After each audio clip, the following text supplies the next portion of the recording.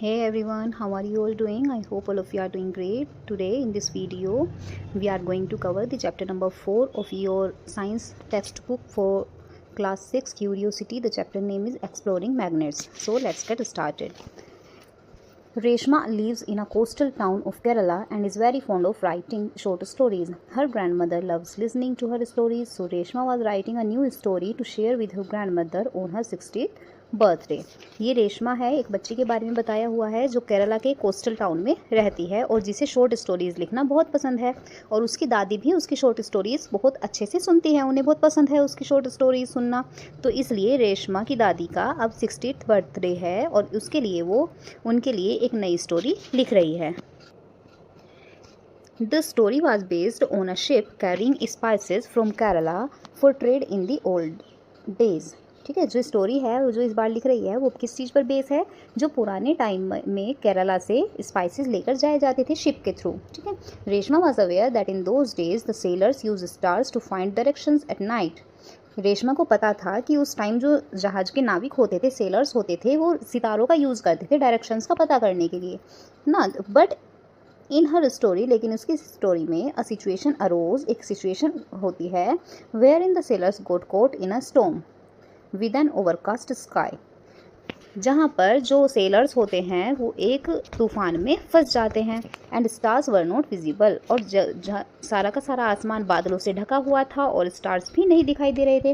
Reshma could not take her story forward as she could not think of a way for sailors to find directions. और अब रेशमा की story आगे नहीं बढ़ पा रही थी क्योंकि वो सेलर्स को डायरेक्शन ढूंढने में कैसे मदद करे ये सोच ही नहीं पा रही थी। कि उसने स्टोरी यहाँ तक तो बना दी कि वो तूफान में फंस गए, लेकिन आगे वो कैसे अब उनका रास्ता निकाले जिससे उसकी स्टोरी आगे बढ़े। She searched for information on the internet. अब उसने क्या किया? इंटरनेट का सहारा लिया और इस इंफॉर्मेशन को इंटरनेट पर सर्च किया। एंड हर स्कूल लाइब्रेरी, और अपनी स्कूल की लाइब्रेरी में शी लर्न, उसे पता लगा that the travellers used a device. जो ट्रैवलर्स थे वो एक डिवाइस का भी यूज़ करते थे जिसको क्या बोलते थे? Magnetic compass for finding directions को ढूंढने के लिए वो कंपास का यूज़ भी करते थे। Reshma had seen pencil boxes and purses which had magnets to keep them closed. Reshma ने अब पेंसिल बॉक्स और पर्स तो ऐसे देखे थे जिनमें मैग्नेट लगा हुआ था जिससे वो बंद रहें। A writing board in her school also had a duster with a magnet. उसके स्कूल में एक राइटिंग बोर्ड है जहाँ पर डस्टर मैग्नेट की हेल्प से उस पर रुक जाता है। But she had never looked at those carefully, लेकिन रेशमा ने कभी उनको केयरफुली ऑब्जर्व तो किया ही नहीं था। She now become curious to learn more about magnets and magnetic compasses, और इसलिए अब वो मैग्नेट और मैग्नेटिक कंपास के बारे में जानने के लिए बहुत ज़्यादा क्यूरियस हो गई थी। तो यहाँ पर देखिए थोड़े से आइटम्स दिए हुए हैं जिनमें मैग्नेट होती है उन्हें अटैच रखने के लिए। जैसे यहाँ पे ये पिन होल्डर है, डस्टर है, पर्स हो गया, बॉक्स हो गए, है ना, अलमीरा, या फिर आपने स्टिकर्स देखे होंगे इस तरह के आते हैं जिन्हें हम फ्रिज वगैरह पर चिपका के रखते हैं ना। इस तरह के जो आइटम्स होते हैं उनमें मैग्नेट होती है। तो आगे बढ़ते हैं। The magnets used by sellers in the olden days were based on natural occurring magnets. जो पुराने टाइम में सेलर्स मैग्नेट यूज़ करते थे वो नेचुरली होती हैं जो मैग्नेट वो यूज़ करते थे, नोन एज लोड स्टोन्स, जिनको क्या बोलते हैं? लोड स्टोन्स बोलते हैं, विच were discovered in ancient times.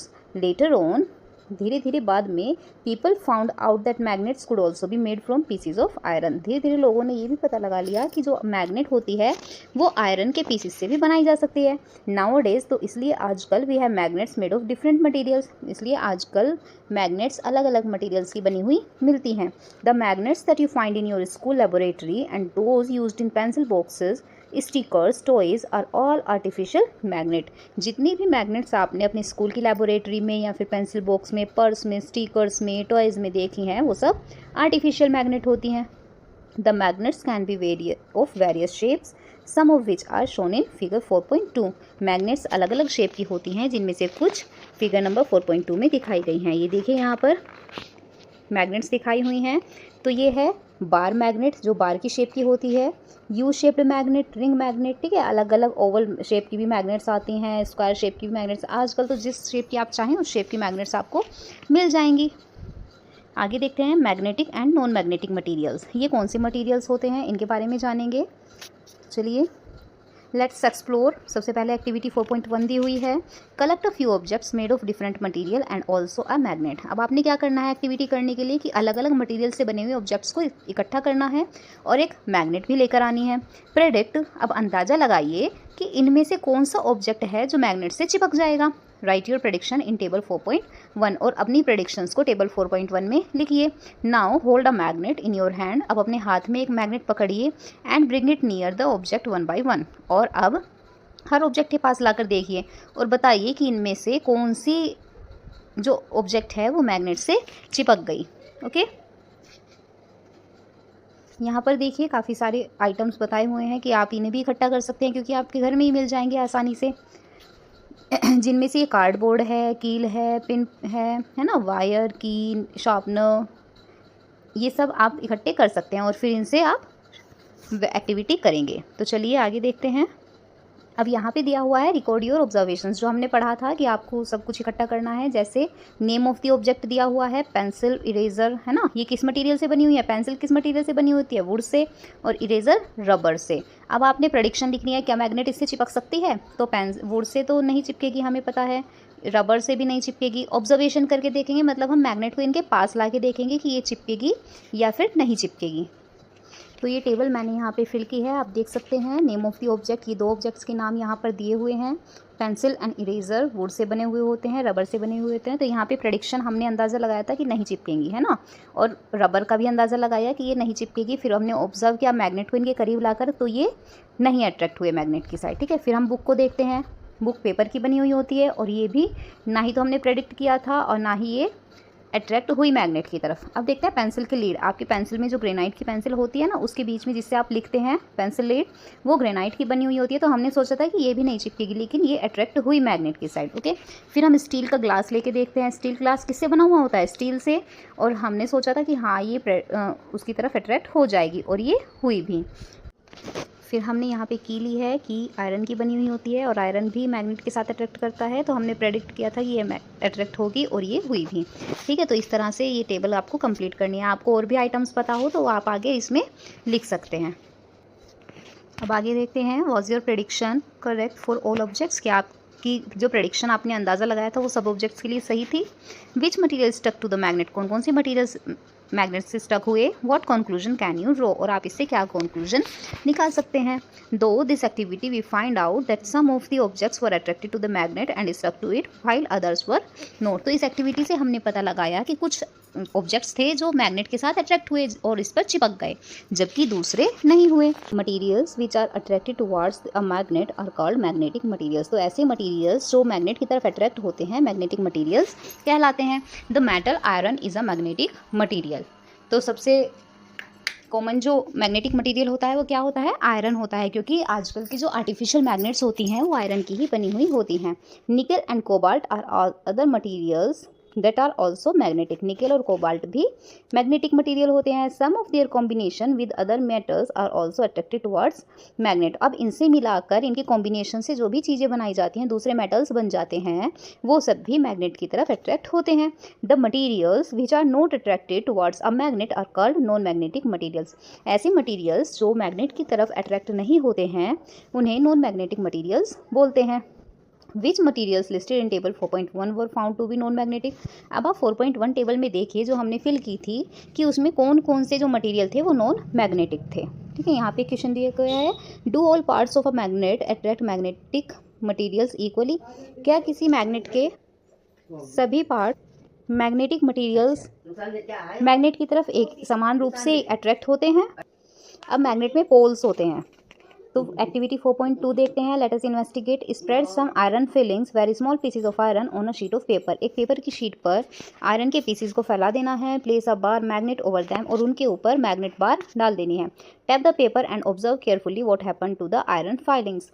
अब आपको पेपर पर टैप करना है और ध्यान देना है कि जो आयरन फिलिंग्स थी उसके साथ क्या होता है। Do you observe anything special about the way they stick to the magnet? क्या आपने ऑब्जर्व किया कि जिस तरीके से वो मैग्नेट से चिपकी हैं, स्टिक हुई हैं, क्या उसमें कुछ स्पेशल है? Do the iron filings stick all over the magnet uniformly? क्या आयरन फिलिंग्स जो हैं वो मैग्नेट के ऊपर बिल्कुल सही तरीके से एक एक करके स्टिक हुई हैं और do the iron filings stick more at some places, या फिर कोई एक जगह है जहाँ पे आयरन फिलिंग्स ज़्यादा चिपक गई हैं। We find that maximum iron filings stick near the ends of the bar magnet. तो आप ध्यान देंगे कि मैग्नेट के दोनों सिरों पर, ठीक है, मैग्नेट बीच में से कम चिपकी होंगी उस पर आयरन फिलिंग्स, और उसके दोनों सिरों पर ज़्यादा आयरन फिलिंग्स चिपकी हैं। एज शोन इन फिगर 4.4, जैसा यहाँ पे दिखाया हुआ है।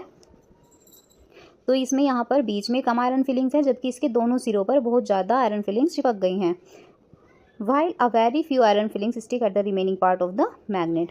If we repeat this activity with magnet of other shapes, do we get the same result? अगर हम इसे दूसरी शेप की मैग्नेट्स के साथ करेंगे इस एक्टिविटी को, तो क्या हमें सेम रिजल्ट मिलेगा? और can we find a magnet with a single pole, क्या हमें सिंगल पोल वाली मैग्नेट मिल सकती है? पोल्स बोलते हैं जो दोनों सिरे होते हैं मैग्नेट के। क्या these ends of the magnet are called the two poles of the magnet. Magnet की दोनों सिरे क्या कहलाते हैं? पोल्स कहलाते हैं। एक होता है north pole and second one is the south pole. Most of the iron filings stick at the poles of a magnet of any shape. किसी भी शेप की मैग्नेट होगी उसके जो पोल्स होंगे उस पर सबसे ज़्यादा आयरन फिलिंग्स चिपकेंगी। If it is not possible to obtain a magnet with a single pole, ऐसा हो ही नहीं सकता कि आपको सिंगल पोल की मैग्नेट मिल जाए, ये इम्पॉसिबल है। If a magnet is broken into smaller pieces, अगर एक मैग्नेट छोटे छोटे पीसेज में टूट भी जाती है तो नॉर्थ और साउथ पोल्स हमेशा वहाँ पर रहेंगे, सबसे छोटे पीस में भी मैग्नेट के। अ सिंगल नॉर्थ पोल और south pole cannot exist. एक सिंगल, अगर आप केवल नॉर्थ पोल या साउथ पोल ढूंढना चाह रहे हैं तो वो एग्जिस्ट ही नहीं करता है। आगे देखते हैं फाइंडिंग डायरेक्शंस। अब इनका यूज़ करके हम डायरेक्शंस कैसे देख सकते हैं। तो एक्टिविटी 4.3 पर आएंगे। Let us experiment. तो चलिए एक्सपेरिमेंट करते हैं। Suspend a bar magnet with a thread tied to the middle of the magnet as shown in figure 4. एक बार मैग्नेट लीजिए और उसे बीच में से धागे से बांधकर उसको सस्पेंड कर दीजिए एक बार मैग्नेट को, ठीक है, बिल्कुल मिडल से उस पर धागा टाई करना है। You may need to adjust the position of the string till the magnet is balanced horizontally, और आपको उस धागे की पोजीशन को तब तक एडजस्ट करना है जबकि जो आपकी बार है मैग्नेट की वो पूरी तरह से बिल्कुल हॉरिजॉन्टली बैलेंस्ड हो जाए। Now rotate the magnet. अब मैग्नेट को रोटेट कीजिए आराम से डायरेक्शन में, ठीक है, किसी भी डायरेक्शन में, क्लॉकवाइज या अपोजिट डायरेक्शन में। Mark the position corresponding to the ends of the magnet on the ground और on a piece of paper stuck to the ground.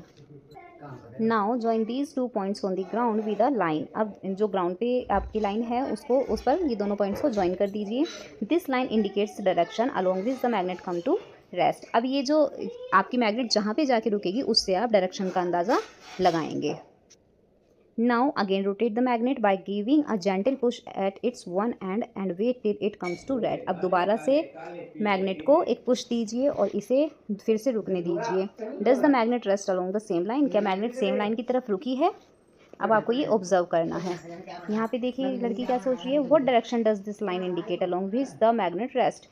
कौन सी डायरेक्शन, अब जिधर की तरफ मैग्नेट रेस्ट कर रही है, अब हम कैसे माने कि ये कौन सी डायरेक्शन होगी? How can we find it out, और हम इसे कैसे पता लगाएंगे? If we have notice the direction where the sun rises और sets we have an approximate idea of where east और वेस्ट इज। अब देखिए अगर आप नोटिस करेंगे कि सन किधर उगता है, राइज होता है और किधर सेट होता है, तो इससे हमें एक अप्रोक्सीमेट आइडिया हो जाता है कि ईस्ट और वेस्ट किधर है। Hence we can locate the direction along which the magnet rest. और इसी तरह से हम मैग्नेट की रेस्ट करने के तरीके से पता लगा सकते हैं कि कौन सी डायरेक्शन किधर की साइड है, जो हम आगे सीखेंगे।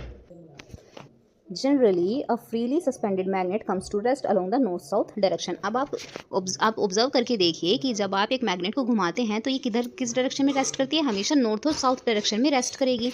और जो सिरा इसका नॉर्थ डायरेक्शन की साइड होगा उसको नॉर्थ पोल बोलेंगे, और जो सिरा इसका साउथ डायरेक्शन की साइड होगा उसको साउथ पोल बोलेंगे।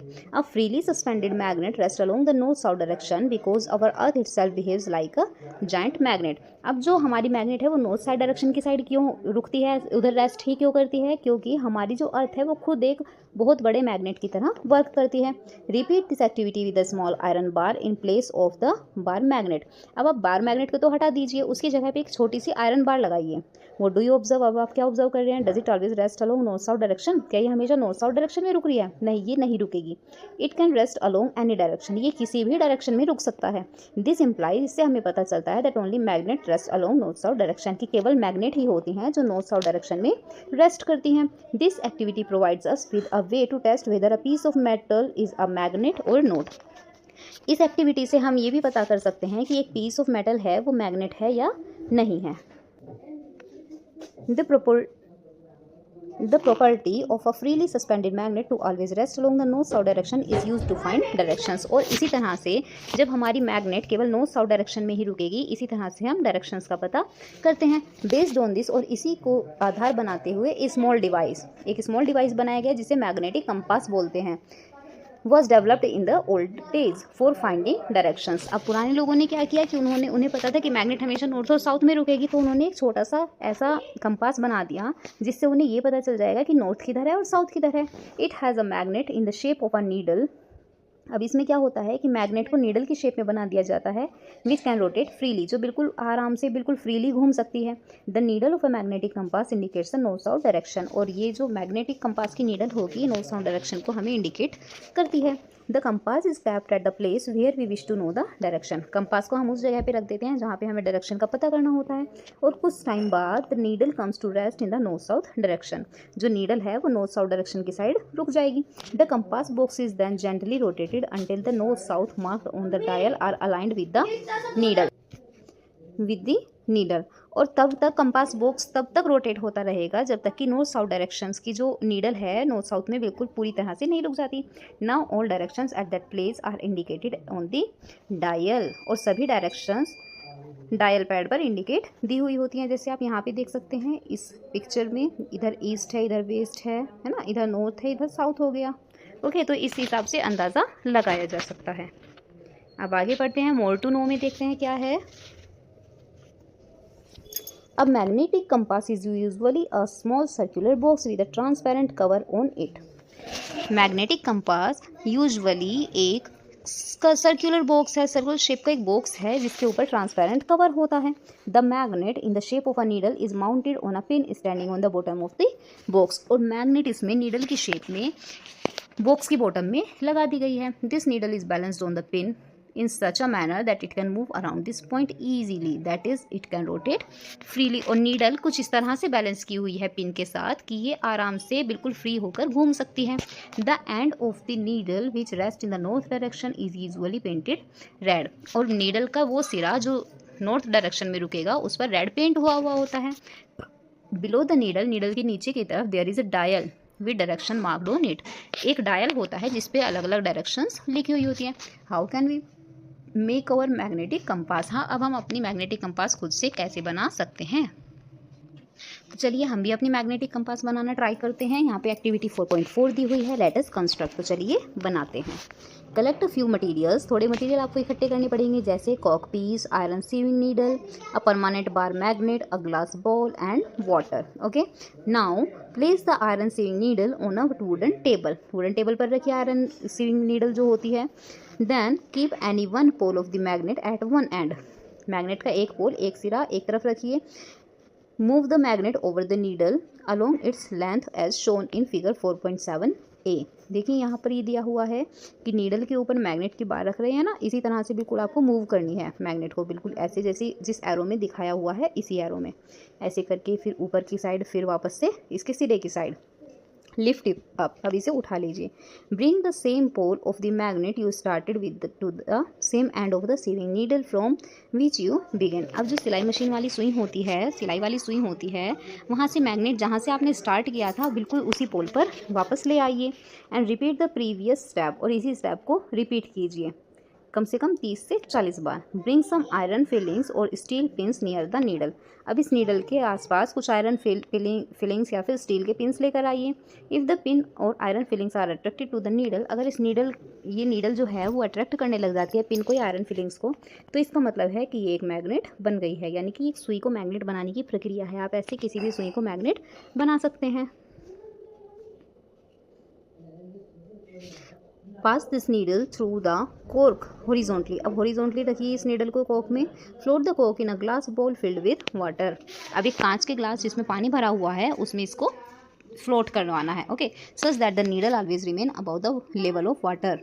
और इसे इस तरह से प्लेस करना है कि जो नीडल है वो हमेशा पानी के ऊपर ही रहे। When the needle comes to rest, जब नीडल रुक जाएगी, your magnetic compass is ready for use. तो आपका मैग्नेटिक कंपास यूज़ करने के लिए रेडी है। Note the direction in which either side of the needle points. और इस आपको नोट कर लेनी है डायरेक्शंस कि जो नीडल के पॉइंट्स हैं वो किस साइड आके रुके हैं। रोटेट द कोक जेंटली, अब आपको कोक को आराम से रोटेट करना है and wait till it stops rotating, और फिर रुक जाना है जब तक कि ये घूमना बंद कर दे। Repeat this a few more times, और इसे थोड़े और टाइम के लिए रिपीट करते रहना है। Do the ends of the needle always point in the same direction, क्या नीडल के एंड हमेशा एक ही दिशा में रुक रहे हैं? क्या आपने ऑब्जर्व किया ये? डू यू नो में देखते हैं, much before the wide spread use of the modern magnetic compass, a device similar to the compass needle made by you was used by Indians for navigation at sea. बिल्कुल इसी तरह का जैसे compass आपने बनाया है, बिल्कुल इसी तरह का कंपास इंडियंस समुद्र में नेविगेशन के टाइम यूज करते थे। It consisted of a magnetized fish shaped iron piece kept in a vessel of oil, it was called matsya yantra. ठीक है, ये क्या होता था, फिश शेप्ड की आयरन का पीस होता था इसमें, और ये ऑयल के वेसल में रखा जाता था, और इसे क्या कहते थे? मत्स्य यंत्र या फिर मत्स्य यंत्र। Okay, what happens when we bring two magnets closer to each other, जब हम दो मैग्नेट्स को अगर आसपास लाए तो क्या होगा? आगे पढ़ेंगे हम इसके बारे में भी। Attraction and repulsion between magnets, अब मैग्नेट्स के बीच में अट्रैक्शन या फिर रिपल्जन को देखेंगे। एक्टिविटी 4.5 दी हुई है, लेट अस एक्सपेरिमेंट, तो चलिए एक्सपेरिमेंट करते हैं। Take a pair of bar magnets on which north and south poles have been marked, ऐसी बार मैग्नेट्स लेनी है जिन पे नॉर्थ और साउथ पोल मार्क हुए हों। Mark the two bar magnets as A and B, और इन दोनों के नाम रख दीजिए ए और B. Place the longer side of magnet A over 5-6 round shaped pencil as shown in figure 4.a। Now bring one end of magnet B near the end of magnet A placed on the pencil. Make sure that the two magnets do not touch each other. Observe what happens. अब आपने क्या करना है कि magnet ए लेनी है और उसका एक सिरा थोड़ा बड़ा निकाल लेना है, और फिर मैग्नेट बी लेनी है और दोनों को आसपास रख देना है। बस इतना ध्यान रखना है कि दोनों के सिरे मिले नहीं। आपने ध्यान रखना है कि वो दोनों एक दूसरे को अट्रैक्ट कर रहे हैं या फिर एक दूसरे से दूर हो रहे हैं, रिपल्ज कर रहे हैं बीच में।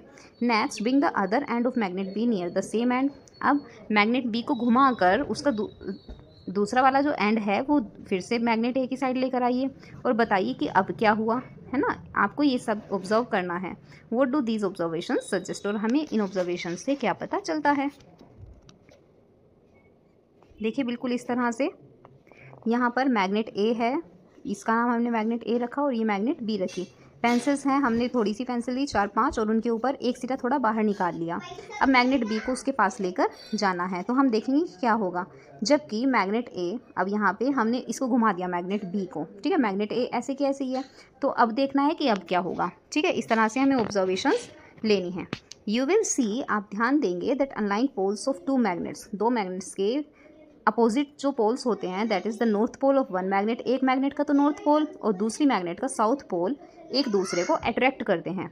लेकिन जो लाइक पोल्स होते हैं, यानी एक जैसे पोल्स, जैसे मैग्नेट ए का भी नॉर्थ पोल और मैग्नेट बी का भी नॉर्थ पोल, ये दोनों एक दूसरे को रेपल करते हैं, एक दूसरे से दूर होते हैं, दूर होते जाते हैं। आप ध्यान देकर देखिएगा कभी।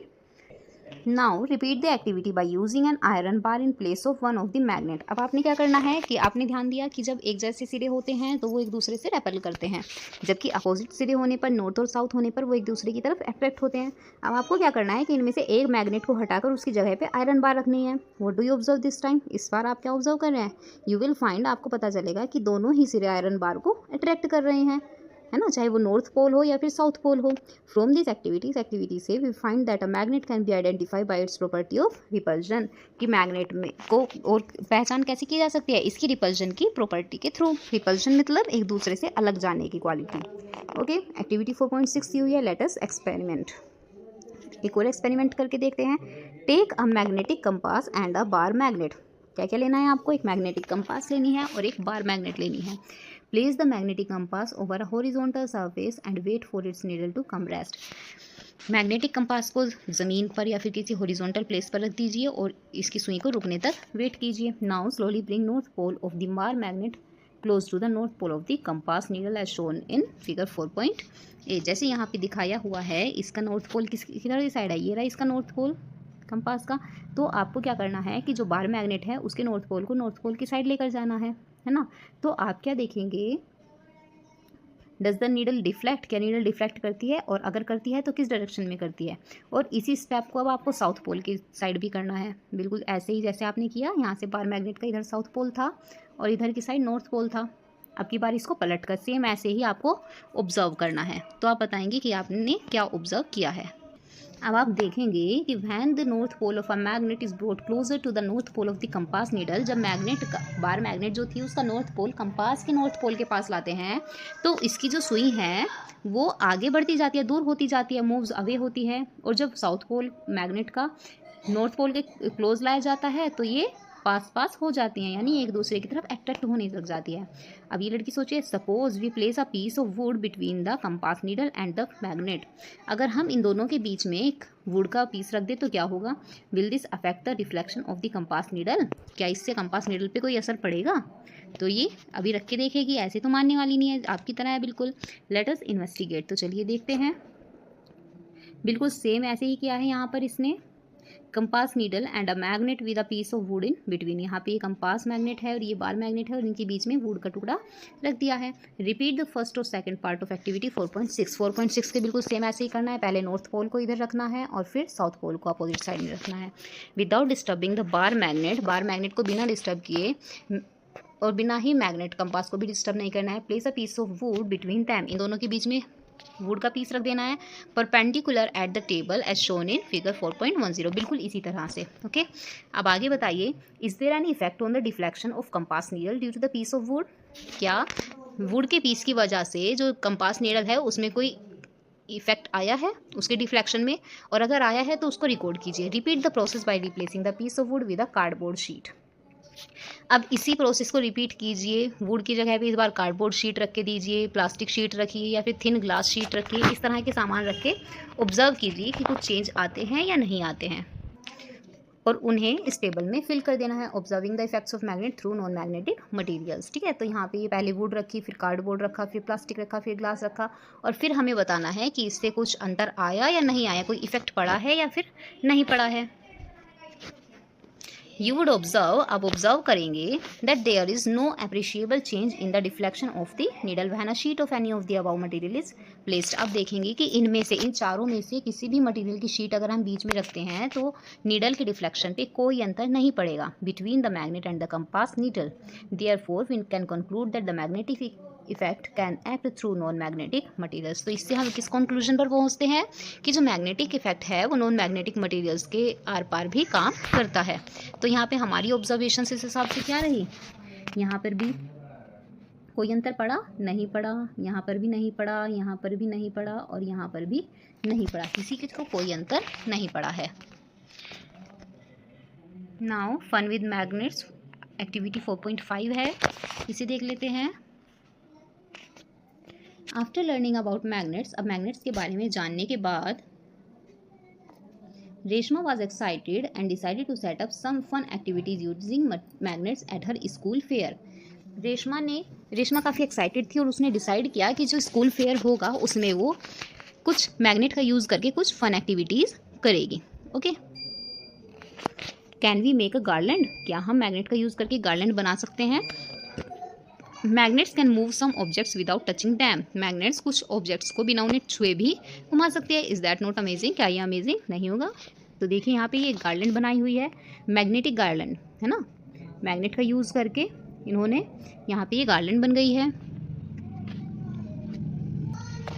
Now look at here, can we make the steel balls out of the maze by moving a magnetic below the cardboard tray. ये गेम आपने देखा होगा, पेंसिल बॉक्सेस में भी आता है। तो ये जो स्टील की बॉल्स होती हैं, क्या हम उन्हें अगर नीचे से हम इस कार्डबोर्ड के नीचे की तरफ मैग्नेट घुमाएं तो क्या हम उसका यूज़ करके जो बॉल है उसको बाहर ला सकते हैं? या फिर can we pick out a steel paper clip fallen in water using a magnet without getting our fingers or the magnet wet, क्या हम स्टील के ग्लास में एक पिन गिर गई है उसको हम बाहर निकाल सकते हैं मैग्नेट का यूज़ करके बिना अपने हाथों को पानी के अंदर डाले या फिर मैग्नेट को बिना गीला किए?